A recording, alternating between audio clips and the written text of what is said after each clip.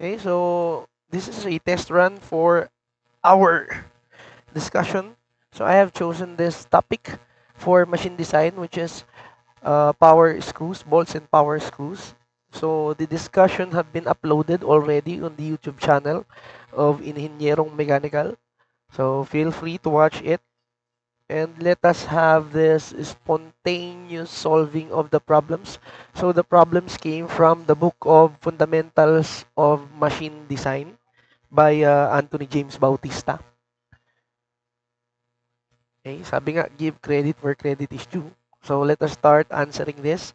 So I have the new emulator from Cars Philippines. So this is the model unit KCS991. So it is fairly similar to your Casio 991 ES, and this model is approved by PRC. Okay? So pwede siyang gamitin sa inyong mga uh, board examination. So let us go with problem number 1. So problem number 1, a cylinder head of a steam engine is held by 16 volts. The effective diameter of the cylinder is 40 cm and the steam pressure is 9 kilogram per cm squared. Assuming that the bolts are not initially stressed, you find the diameter of each bolt if the tensile stress is not to exceed 250 kilogram per cm squared. Okay? So, mas maganda kasi i-drawing natin yung problem. I-drawing natin yung problem. Let us insert a circle here. Let us insert a shape. Ayan. Para mas maintindihan natin yung problem. So, this is your problem number 1. Oh no. What happened? Yan. Drawing natin yung basic shape lang. Edit na lang natin siya. So, hindi ko alam yung kanyang property. Di bale, i-drawing na lang natin siya. Mas madali naman i-drawing. So, I suppose, meron tayo ditong cylinder head. Pagpalagay natin, this is a cylinder head. Pardon me with my drawing. So, you have, sabi there, 16 bolts to hold it. So, malalaman natin that each bolt will have separate stresses and it will total to a force, okay, na ika-counteract niya. So, in this problem, meron tayong 16 volts na nakapaligid dito sa ating cylinder head. Yung cylinder head na yan, yan yung pumapatong dun sa iyong cylinder block. Okay? So, paano ba natin makukuha yung hinahanap natin dyan na ano ba hinahanap dito? Yung diameter of each bolt. Number 1, we have to know the total force that the entire cylinder head is experiencing. And that entire force will be divided by the number of volts in order for you to know kung ano yung force na kina-counteract on each volt. Okay. Yung mga given there that na mga pressures like yung steam pressure 9 kg per cm squared, that is kilogram force. And then yung sinasabi dyan na tensile stress, okay, nung each bolt. Anong pinagkaiba nila? So, this is a, pagpapalagay natin, this is a cylinder pressure. So, merong pressure yan inside. Palagay mo, parang pressure vessel siya. It holds a pressure of 9 kg per cm squared. Now, each bolt can take up 250 kg per cm squared of tensile stress. Okay, yun yung mga binigay sa atin. So, how will we solve it? Number 1, alamin muna natin yung magiging forces. Okay? Pagpalagay natin, this is the cylinder head. Kung titignan niyo yan, yung cylinder head na yan, it is held by bolts. Okay? Parang nakapatong yan. Ito sa taas yan. Okay? This is the cylinder. Nandito yung mga bolts mo. Okay? Kung na-visualize niyo from my drawing. Okay? And nandito yung pressure. Every time na yung piston mo is magko-compress, ibig sabihin meron kang pressure na build up dyan na 9 kg per cm squared. Now, the stress, okay, on the cylinder is 9 kg force per cm squared. Now, by notion, we know na, okay, this is problem number 1 ha, yung number of volts that is equal to the total force that your cylinder is experiencing divided by the number of volts or divided by the force that is experienced by each volt, which is wala tayo nun. Okay? So, what we'll do is first, isolve muna natin yung total force niya since meron tayong given na stress or the pressure inside the cylinder. So, the pressure inside the cylinder, syempre, stress yan, that is force over area.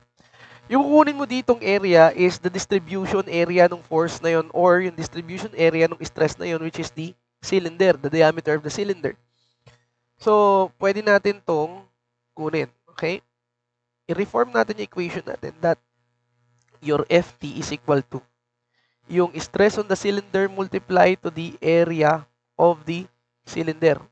Okay? Yung cross-sectional area niya. Now, for the force total, syempre pwede pa nating i-simplify yan. Meron tayong stress on the cylinder multiply to pi over 4 diameter ng cylinder squared. Okay, pwede natin solve. So, force on the total, that is 9 kilogram force per cm squared. And then you multiply it with pi over 4.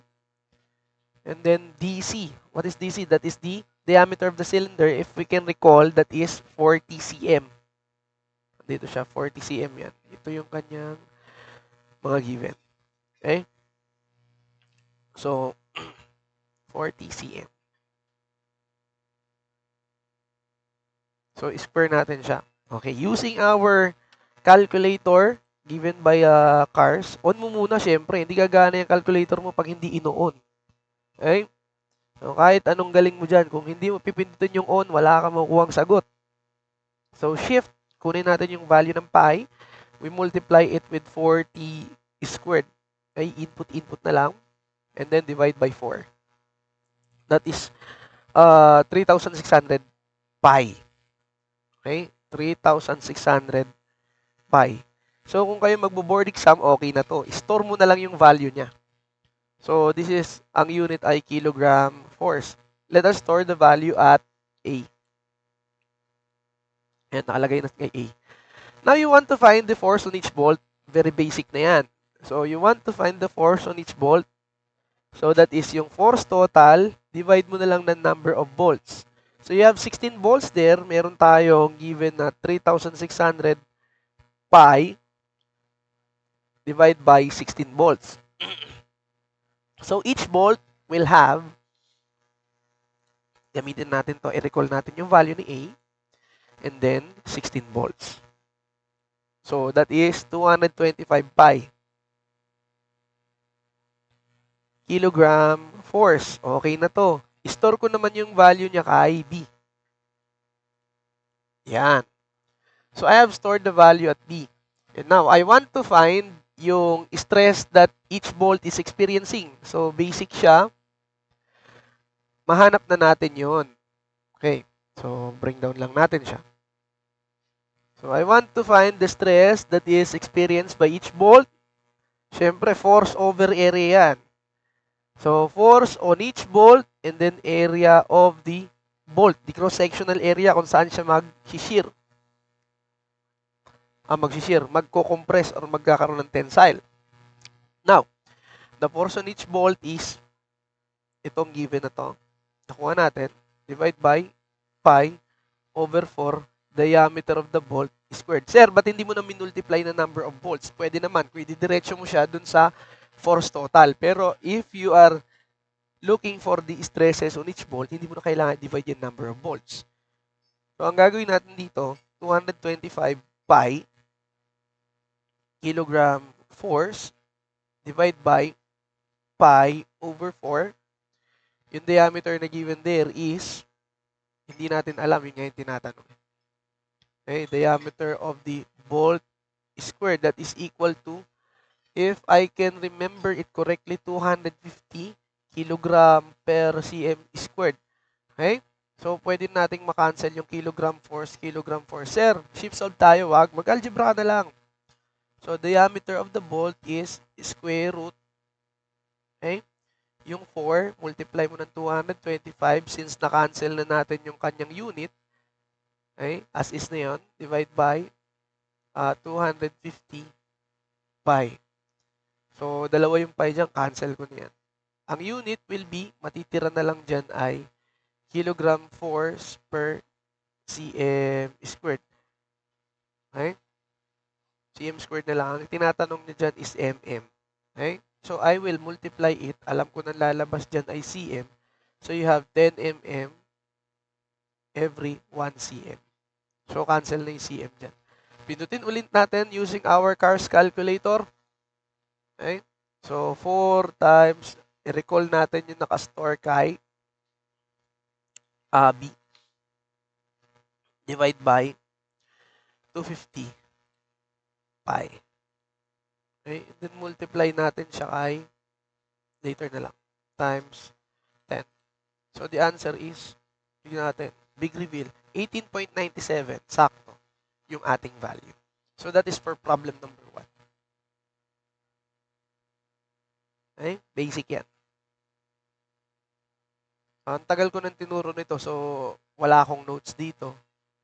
Kaya medyo inaalala ko kung paano ko siya sinusolve. So that is for problem number 1. Let us go with problem number 2.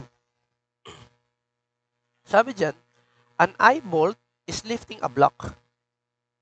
Okay? Eye bolt yan. Weighing 580 pounds. The eye bolt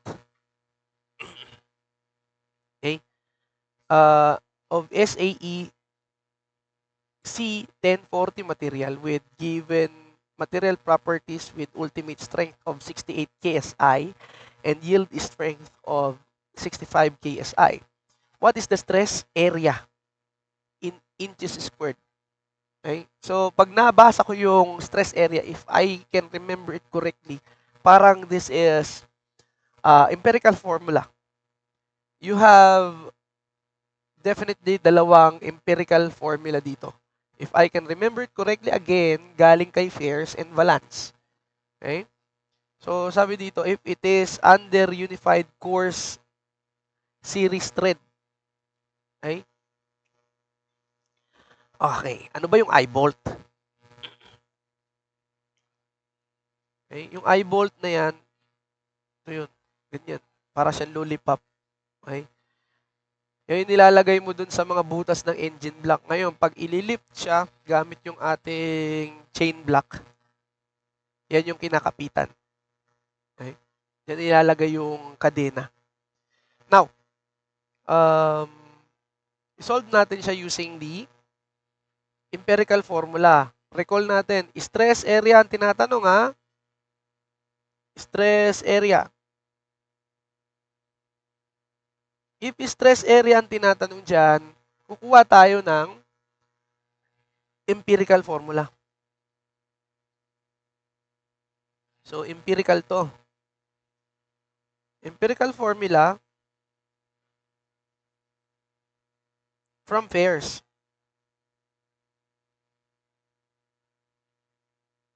Yan. That is an empirical formula for Fairs. Maalala ko pa kaya siya? Okay? Naalala ko na kung ano yun. So, stress is equal to SY over 6 multiply to A. Ano yung A? That is the stress area raised to 0.5. Tapos yung force that is experienced by the bolt is given by this formula. Gamit yung SY over 6A raised to, I think meron dito notation. Kung dito sa stress mo, 0.5, this is definitely raised to 1.5. If I can still remember correctly, you can recall your notes. Okay? Yan yung naaalala ko dyan. So, anong mga palatandaan na gagamitin siya? Number 1, nagbigay ng material properties. Number 2, ayun no, binigay yung stress area na word. Okay? Yun yung mga palatandaan niya. So, let us solve. Okay? Ano mga binigay sa kanyang given? You're given force, lifting force na 580 pounds. Sapat na yun. I think I can find the stress area using this formula. So, force muna tayo.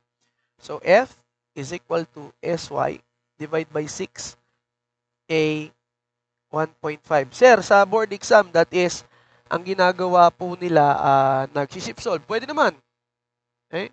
Pwede naman siya mag-shift solve dyan. Try muna natin mag-shift solve. Okay? Binigay sa'yo ay 580.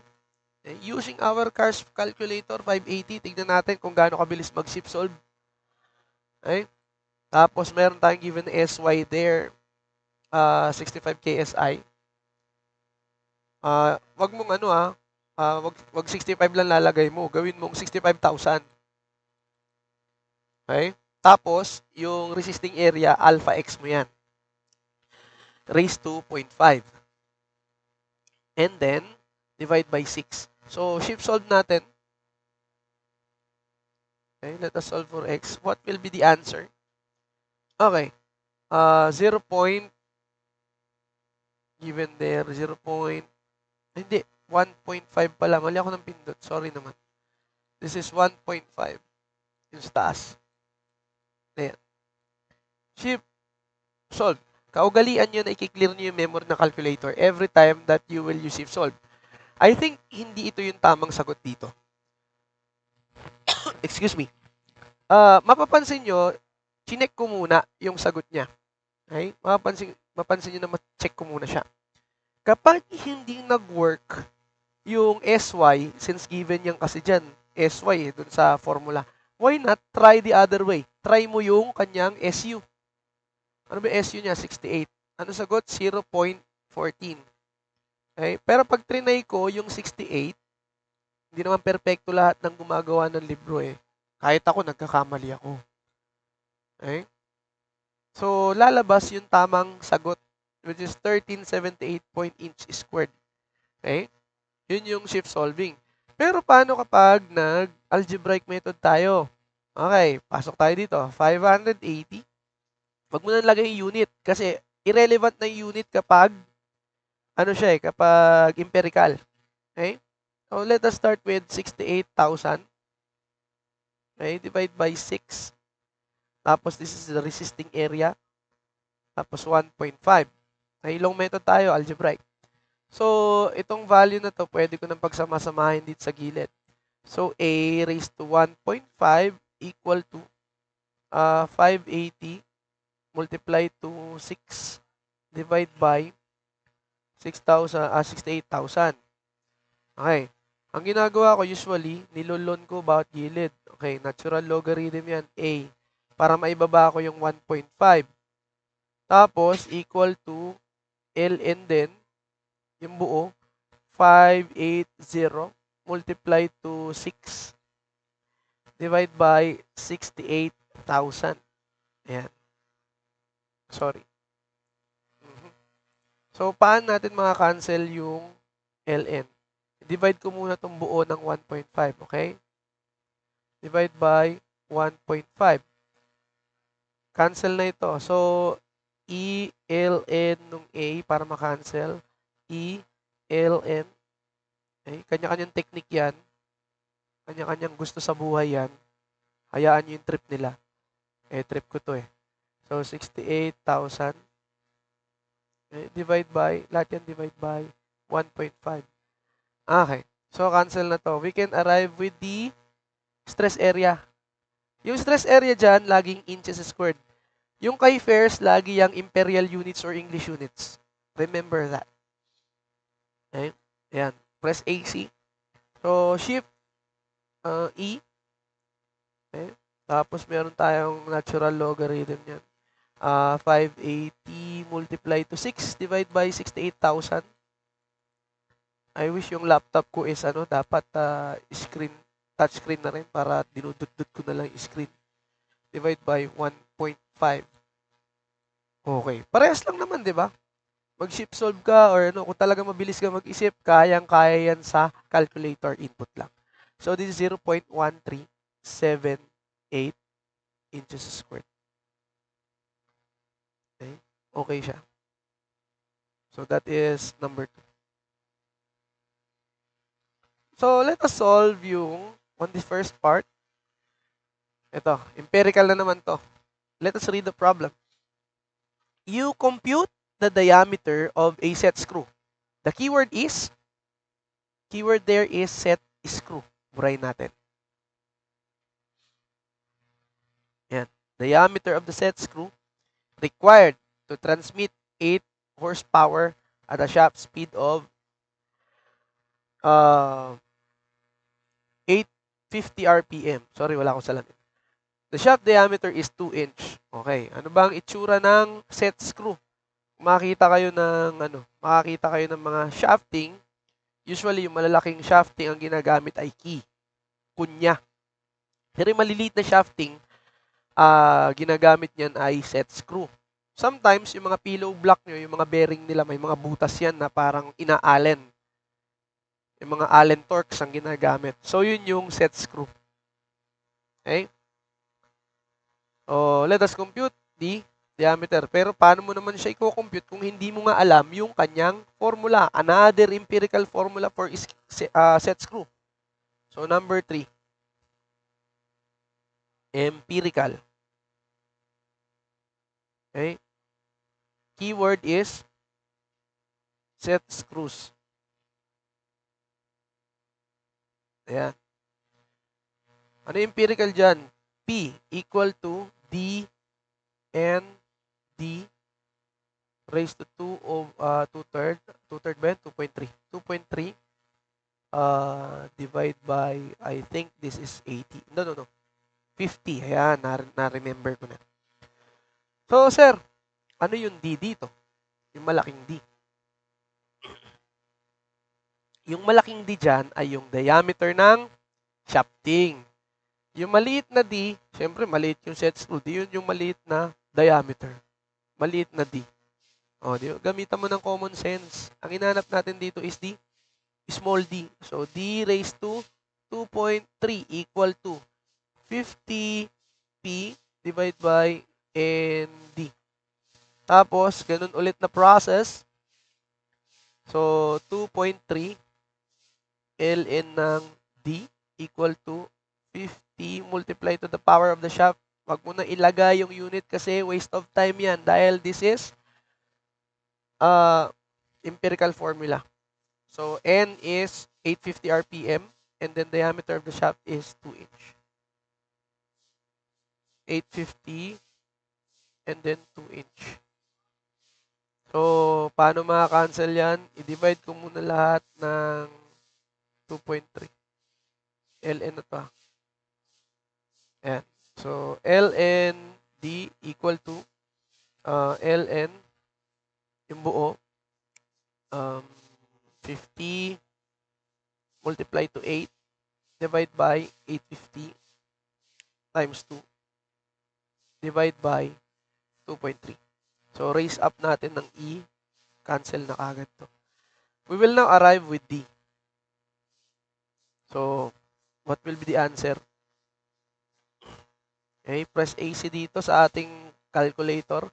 Try natin na dudutin siya kung mag-exit siya. Okay, hindi katulad nung dati kong gamit na kapag lumipat ako dito, ay nag-off siya. Kagandahan dito sa emulator na to. Hindi siya basta-basta nag-exit. Okay, so let us proceed. Shift E. Ayan, ln. Yung nasa loob.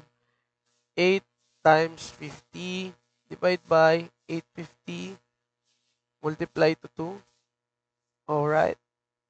Divide by 2.3. So, the answer is 0.5331 inch. Tingnan natin kung tama tayo. yun nakuha natin. 0.5331 inch. So, very basic first three problems. Sir, try mo naman na mag-shift solve. O, pwede naman mag-shift solve. Basta, galing ka ng board exam. So, power is 50. Alpha equal to, so 2.